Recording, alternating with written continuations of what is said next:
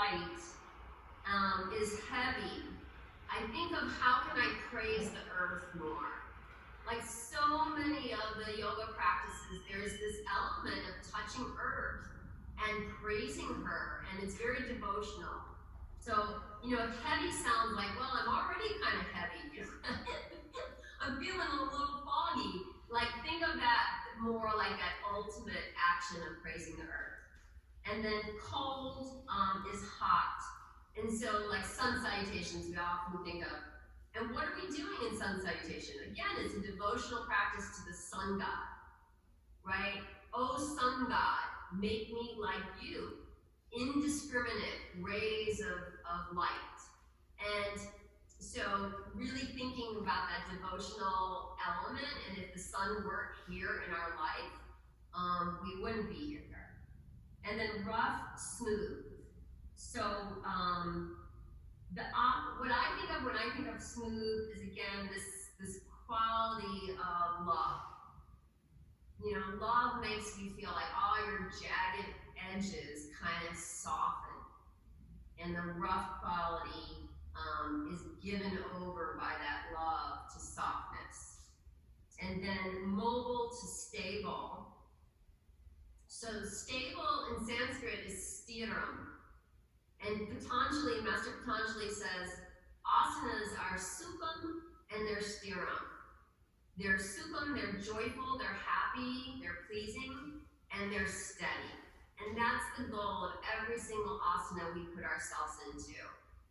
Even if the teacher says the goal is to make sure your glutes are feeding your femurs and are feeding the feet, still the ultimate goal is stiram, stability, being stable in that place, and finding some joy in it.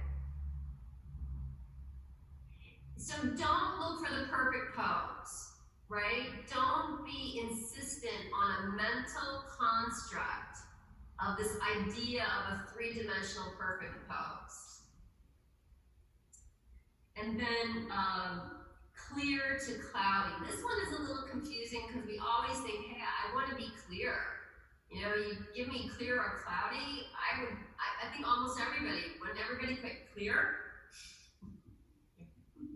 So this one I think is a little bit more tricky because too much clear, we can feel a sense of boundaries. Like this is where I end, and somewhere through the internet, you ladies begin, and you're really far away from me, right? And we lost community, right? We have isolation. So that clear quality, too much can create a sense of isolation. So the idea of cloudy is like this, again, softness. It's like my edges. There's some communication going on. Even through this crazy internet, there's some communion. Like you're all touching me. I'm touching all of you in some way, great or small, right? And so there's even this thing at like mergence with the divine. Like Samkhya philosophy is a dual philosophy. There's I, and then there's everybody else, and there's the divine, right? So how do I get to the divine? There's emergence. And so I can't be separate anymore. And there's this thing in the Patanjali's Yoga Sutras, this highest samadhi is called Dharma Mega Samadhi. And that's, mega means cloud. Clouds are cloudy. So